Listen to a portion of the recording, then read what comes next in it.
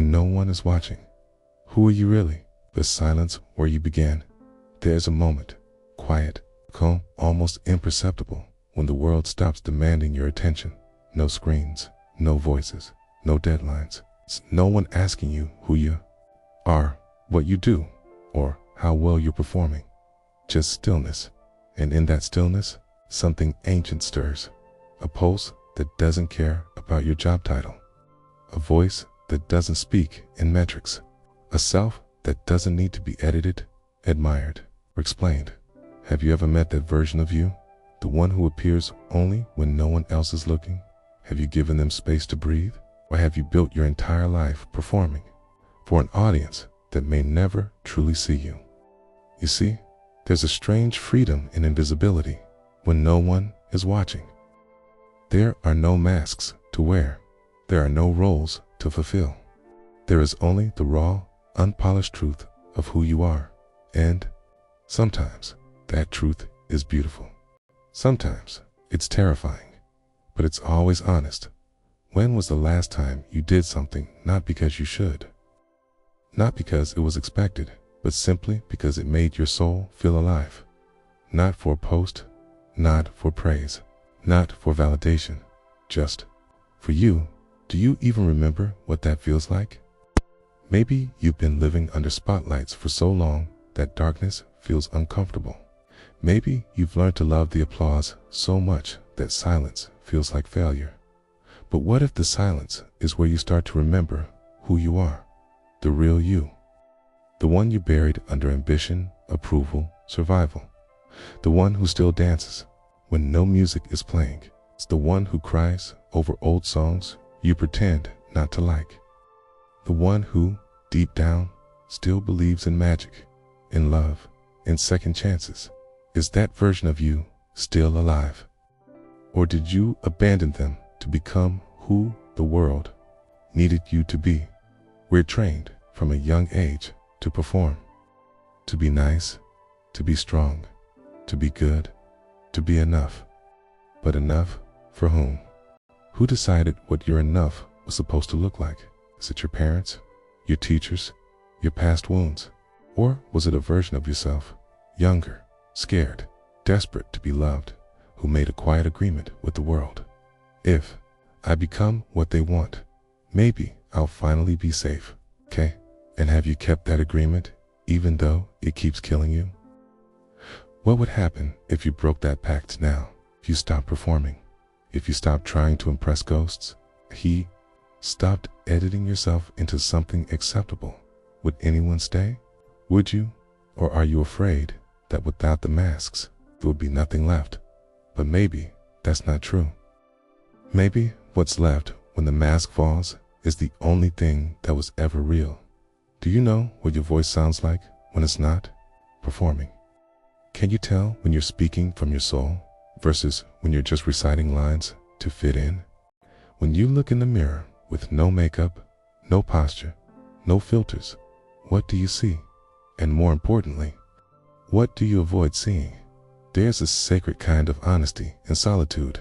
It strips you of the external and forces you inward. And that's where the reckoning begins.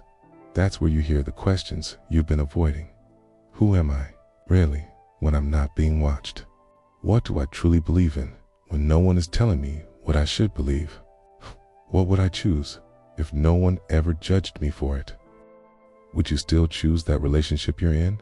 Or are you just afraid of being alone? Would you still chase the job you're in? Or are you just terrified of starting over? Would you still speak the way you do? Or have you lost your real voice beneath layers of professionalism? Some people live entire lives without ever meeting themselves. Will you be one of them? Or will you dare to face the mirror without blinking? Even if what you see is cracked, even if what you find is unfamiliar, even if you have to admit that you become a stranger to your own soul, would you still try? Would you still reach out your hand and say, I want to know you again? A little child inside you who remembers who you were before the world taught you who to be. That child still remembers how to play, how to laugh without self-consciousness, how to cry without shame. When was the last time you let them lead When was the last time you stopped being the adult who suppresses and became the soul that expresses? If you could whisper something to your younger self, what would it be? And if they could whisper back, what do you think they'd ask? Would they say, "Why did you stop drawing? Why did you stop dreaming? Why did you stop showing up for me?"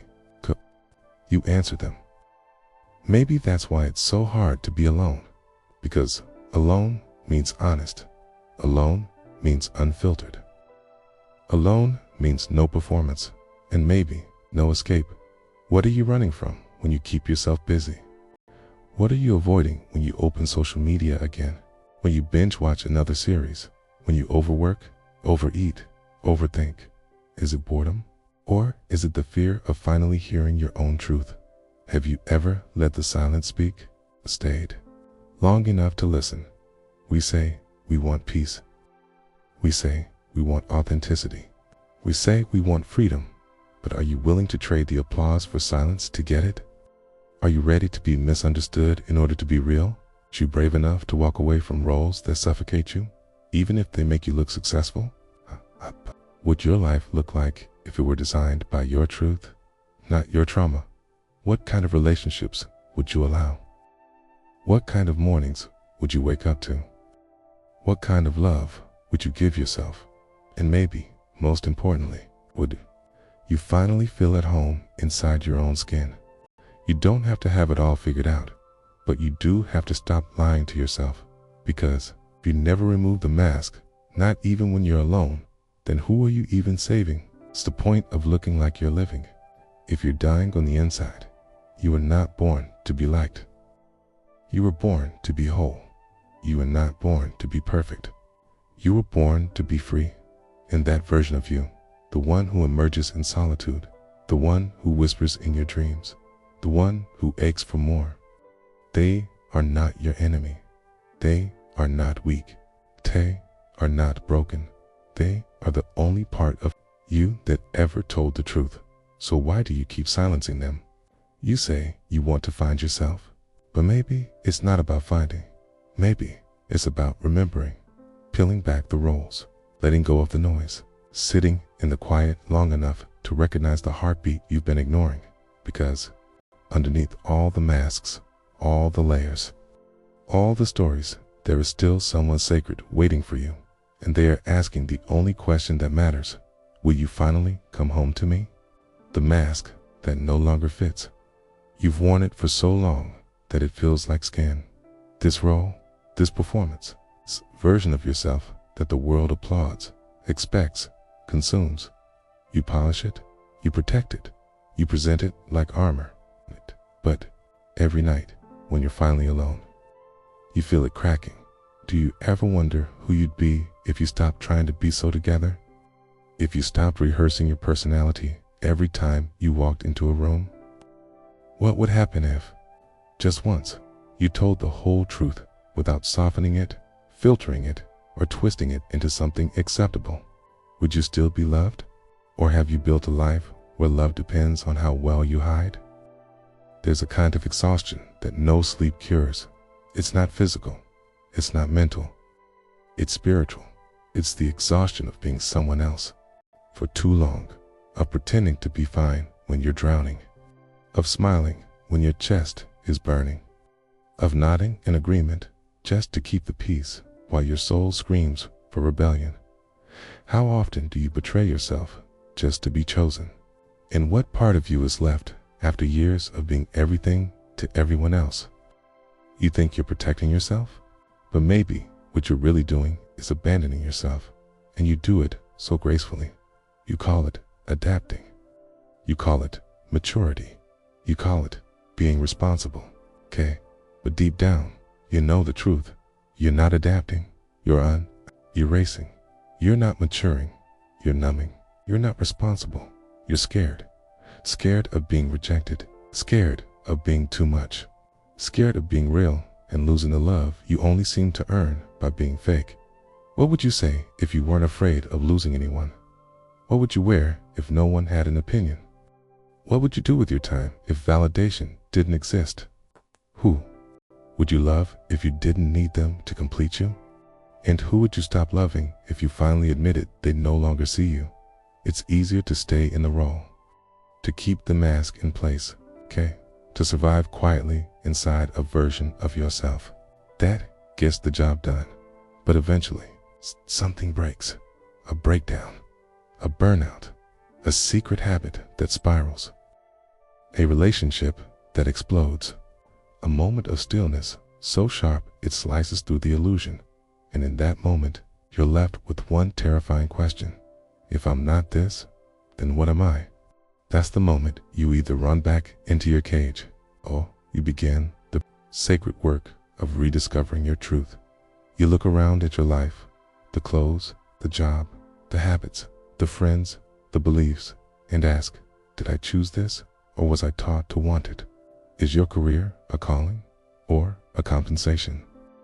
Are your goals truly yours, or a survival mechanism? Is your identity authentic, or it just what kept you safe? We talk about finding ourselves as if it's a one-time event, okay? But maybe it's a shedding, a peeling, okay? Slow and painful undoing. Maybe it's sitting with your discomfort long enough to let it speak. Maybe it's listening to the voice inside you that whispers, this isn't me anymore. Do you listen to that voice? Or do you silence it with distractions? Because that voice, the one you're afraid of, might be the only part of you that still remembers what freedom feels like. And then there's the fear. If I let go of who I've been, will I become no one? But what if letting go doesn't erase you? It reveals you. What if the version of you you're clinging to is the very thing keeping your joy hostage? Are you willing to be misunderstood in order to be true? Are you willing to lose the people who only love your performance? Are you willing to grieve the life you've built for survival, okay? To create one where you can finally breathe? This is not about becoming someone new. This is about remembering someone ancient, someone honest, someone whole, the child who didn't worry about being liked, the teenager who still believed their dreams meant something, the soul who used to cry for no reason and didn't apologize for it. Where did they go? And more importantly, will you go back and bring them home when no one is watching? Your grief has room to speak. The things you never said, okay? The parts of you that died quietly in the background. The choices you didn't make because fear held the pen. What parts of yourself have you buried in order to be normal? Who taught you that softness was weakness? Who told you your sensitivity was a flaw? Who convinced you that your silence was safer than your truth? And are you still living by those rules? If you knew you were going to start over tomorrow, no history, no reputation, no pressure, what would you finally allow yourself to do? Who would you become? What would you leave behind? You don't need a collapse to begin again, okay? You just need permission. And that permission has to come from you. Not your family, not your followers, not your partner. You. What are you still waiting for to reclaim your life? An apology? A green light? A sign? Maybe this is your sign. Maybe this aching in your chest is your soul trying to break through the surface. Will you? Listen, because you can keep playing the part. You can keep showing up as a version of yourself that makes everyone else comfortable. But someday, you'll look in the mirror and realize you don't recognize your own eyes. And in that moment, you'll have two choices. Keep pretending or start returning. This is not the end. This is the doorway. The discomfort, the doubt, the quiet sadness you carry, they are not proof of failure. They are proof that something inside you still knows what you deserve. That something inside you still believes in more. And maybe it's time to stop running from that belief and start following it. Not for them, not for the likes, not for the image, but for the you that only exists when no one is watching. That version of you is waiting. Will you show up? Will you return to yourself? There comes a moment when pretending costs too much, when smiling through pain feels like betrayal, when the mask starts to itch, when the applause no longer fills the silence inside you. and something in you whispers, not loudly, not urgently, but with a trembling kind of honesty, I can't do this anymore. Have you ever felt that moment? The one where the life you built becomes too heavy to carry. Not because it's bad, but because it's not really yours. The return to yourself doesn't happen in a single night. It's not a dramatic decision. It's a quiet reckoning. It starts when you stop arguing with your truth. It begins the first time you say no when your soul wants you to. When you cry without apologizing. When you leave the room instead of making yourself small to stay in it. When you put your hand over your chest and ask, is this still mine? Or did I inherit this from someone else's fear? Healing is not becoming something better. It's becoming something real. And real isn't always pretty. Real is messy. Real is uncertain.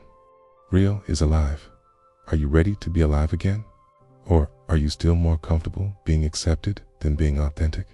When did being true start to feel like a threat?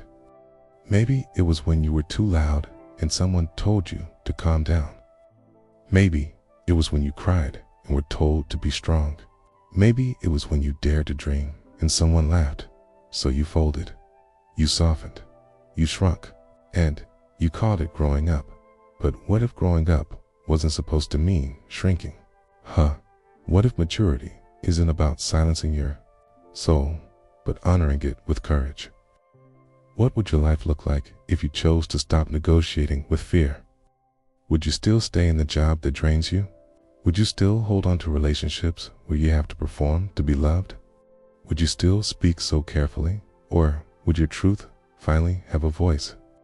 Would you recognize the sound of your own freedom? You are not a role. You are not a resume. You are not a collection of edited stories designed to make people comfortable. You are a story still being written, and the pen is back in your hand. What chapter will you write now? One of conformity or one of remembering? Will you keep pretending to be who you think they want? Well, will you risk everything to become who you really are? Returning to yourself isn't easy. It requires grief. Grief for the years you lost trying to please people who never saw you. Grief for the parts of you you abandoned to feel safe. Grief for the dreams you buried because they didn't fit the script. But it also brings resurrection. Have you ever grieved the version of yourself you had to kill just to survive? And, more importantly, have you ever tried to bring them back? World will not clap for your authenticity, will not always applaud your boundaries. It may not understand your softness, your truth, your new voice. But that's not a sign to stop. That's a sign you're finally doing something real. Do you still think peace comes from being liked? Or are you beginning to believe that peace comes from being aligned? Aligned with your soul, with your body, with your intuition, with the you that breathes easier when no one is demanding a performance. Here's the hard truth. No one else is coming to rescue you from the life you're pretending to enjoy. No one is going to walk in and hand you permission to change. You have to give yourself that permission. You have to be your own rescue. Are you willing to save yourself? When no one is watching, the real work begins. The work of unbecoming, of peeling back, of unlearning the rules that kept you quiet, small, acceptable. Who are you when you stop being obedient? Not rebellious for the sake of it, but free. Free to say no, free to say yes, free to rest, free to play, free to be. Are you still waiting for proof that it's safe to be yourself? Or will you be the proof for someone else? The world doesn't need another perfect mask. It needs your trembling, imperfect truth. The one that cries when it's tired. The one that laughs at the wrong time. The one that believes even when it's been hurt. The one that loves without armor. You may not be for everyone, yet that's the cost of being real, but you will finally be for yourself. And when you belong to yourself, you stop begging to belong to others. You stop chasing rooms where your soul must shrink to fit. You stop asking, do they love me? And you start asking, do I love the version of me I'm becoming? And maybe, just maybe, it's the only question that ever mattered. So, now what? You've taken off the mask. You've stared at your reflection. You've felt the ache of all the pretending. Now, you get to choose. You can keep hiding, or you can start living, not existing, not pleasing, not surviving, living the person you are when no one is watching. That's your home. That's your truth. That's your soul in raw form. And if you've forgotten how to love that version, it's okay. They're still here, waiting. So let me ask you one last time, when no one is watching, who are you really? Okay? And are you ready to become that person in the light? Now it's your turn, when no one is watching. Who are you really? Which part of this journey spoke to you the loudest? What truth are you finally ready to stop hiding from?